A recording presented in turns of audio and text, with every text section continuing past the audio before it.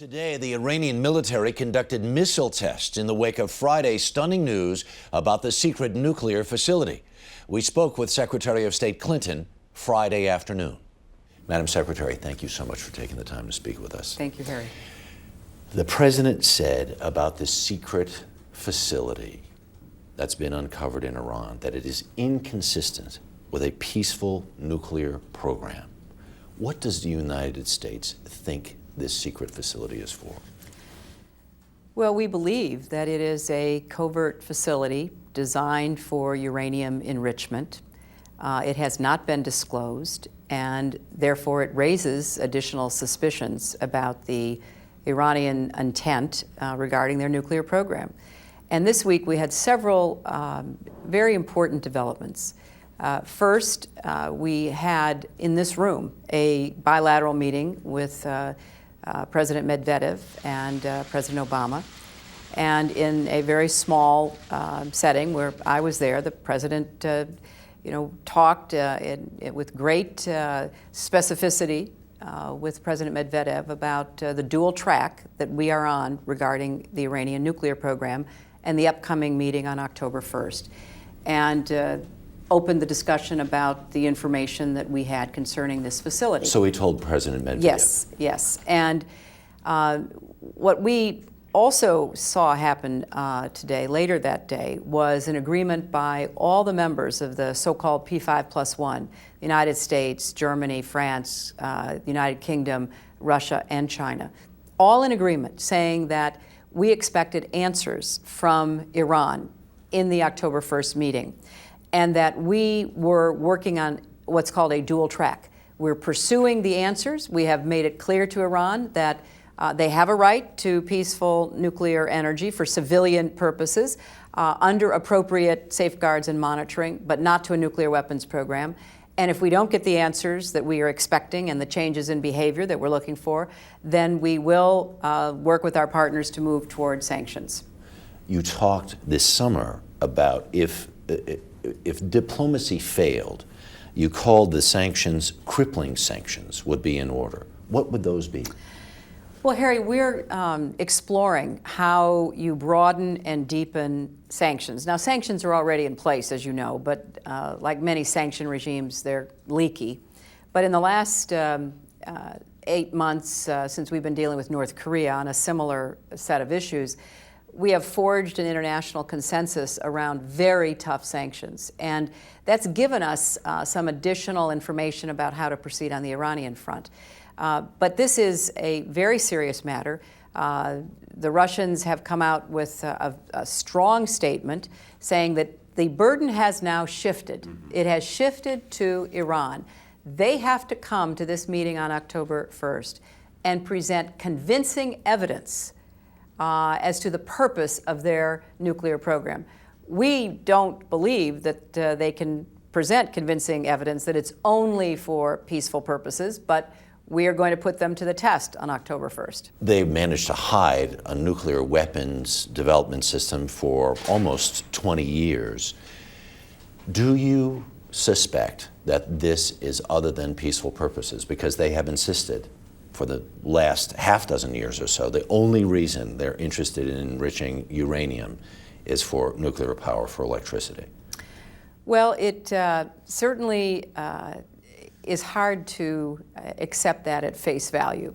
This latest incident concerning the facility at GOM, it would have been disclosed were it for peaceful purposes. There would have already been IAEA inspections. We have been following this for several years in cooperation with some of our international partners, watching and assessing what the Iranians were doing.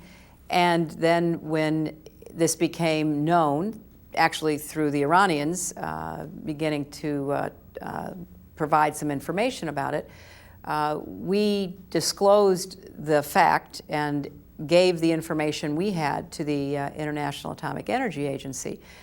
So I guess one has to ask, if it's for peaceful purposes, why was it not public? Why was the fact of it not generally known instead of through our working with partners to discover it. Because the IAEA guidelines basically dictate that That's if you're right. even going to do anything like this, you have to send us your plans That's to start exactly with. right. And of course, as you point out rightly, there have been many other actions along the way that raise similar doubts. Now, the Iranians keep insisting, no, this is just for peaceful purposes. Well, I think as the Russians said in their statement, and as we believe, and what this meeting on October 1st is to test, is fine. Prove it. Don't assert it, prove it. And we are looking to see what they have to say. You keep talking about the Russians, and it's interesting because President Medvedev almost did cartwheels once the president announced that the radar shields were going to not be constructed in the Czech Republic and that the missile systems were going to be constructed in Poland. Do you really have, is Russia really in tune with the United States on this? Because they've made verbal statements in the past, and then when it's come time to have the rubber meet the road, so to speak, they haven't been there. Or will they really be there this time? I think Russia has begun to see many more indications that Iran is engaging in threatening behavior. Certainly, these last incidents seem to confirm that. And finally, the Russians were very supportive of our sanctions against North Korea. President Medvedev said in this room that sanctions may not be preferable, but they may be inevitable. So I think this is what diplomacy and engagement is about. We are doing what we think is right for the United States. The missile defense decision, the Iranian process, this is in the interests of our people, our security, our safety, and our friends and allies. But we also believe that in working closely with Russia, sharing information, that they have been quite helpful this past week. Is there anything the Iranians can do in this meeting on October 1st to dissuade you from what you believe they're up to? What can they say in this meeting to say, all we're trying to do is make electricity? Well, they can't say anything because they've said that for years, but they can open up their entire system to the kind of extensive investigation that the facts call for. Is that the only thing the U.S. and the other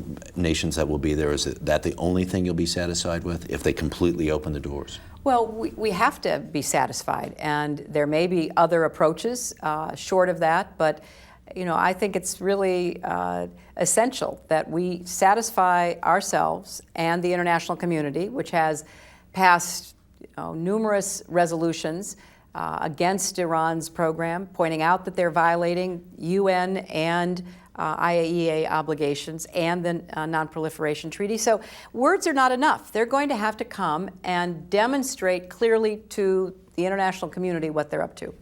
In a region and in a nation that has known some instability over the last couple of months, what do you think this means in light of that as a backdrop?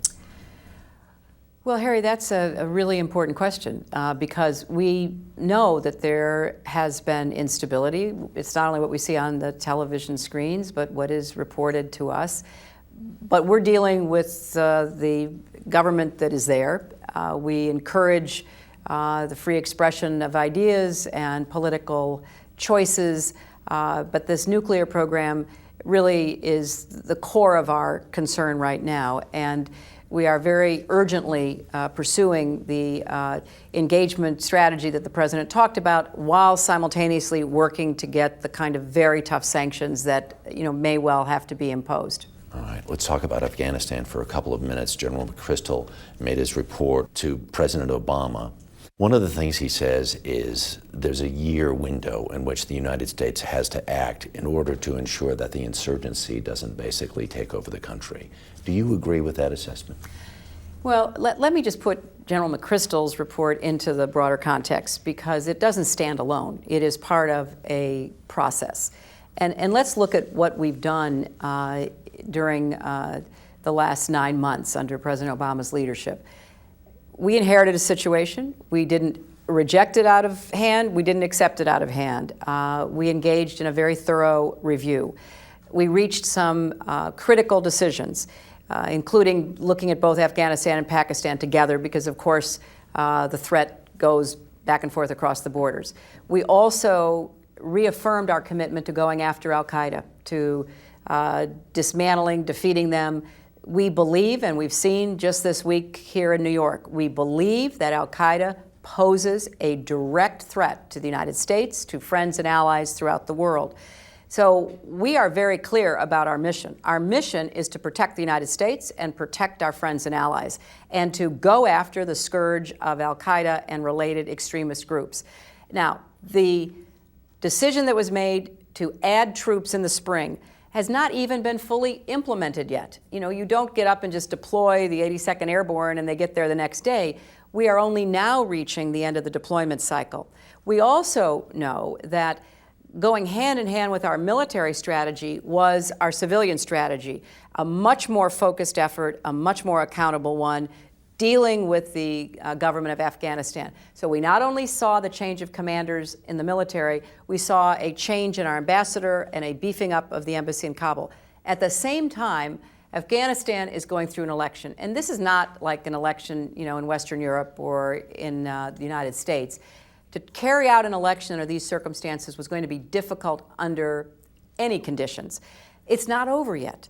You know, we have to wait until it is resolved, hopefully very soon, then make a new commitment about how we're going to meet our strategic goals. Mm-hmm. And it's going to be up to the president to determine how best to achieve that. So, you know, General McChrystal, the new commander, was asked for his assessment. There's other input that's coming throughout the government that the president will take on board.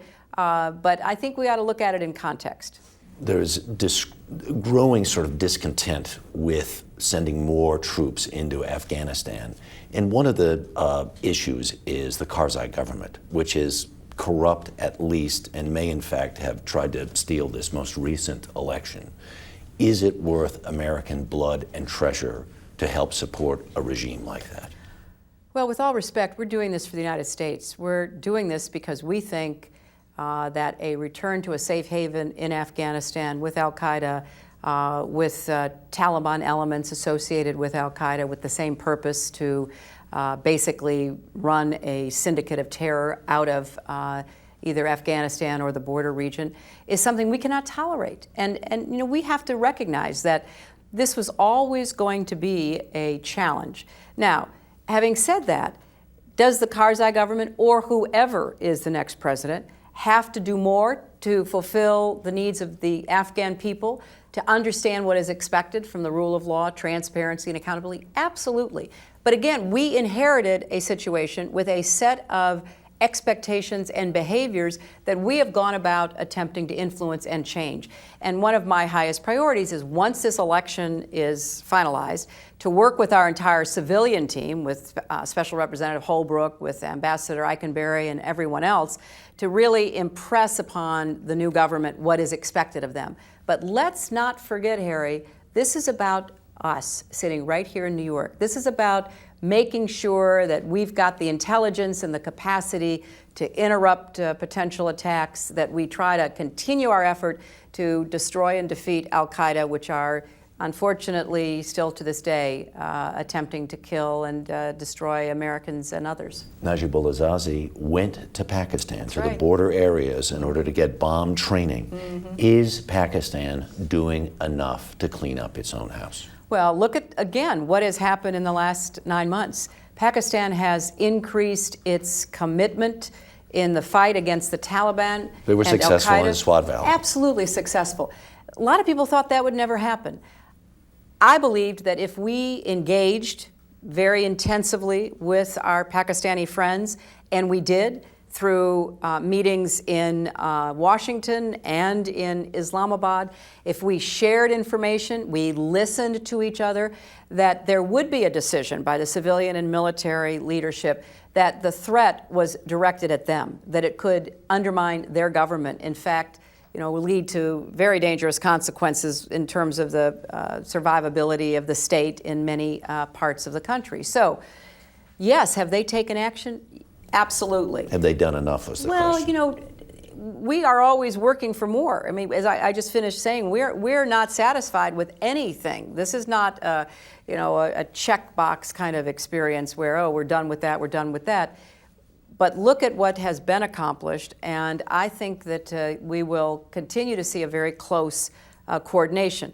But it is important for Americans to understand that focusing on al-Qaeda and the Taliban, who are largely, but not exclusively, now in Pakistan, cannot be done if we allow them to return to a safe haven in Afghanistan. So this has to be viewed as a part of the overall strategy.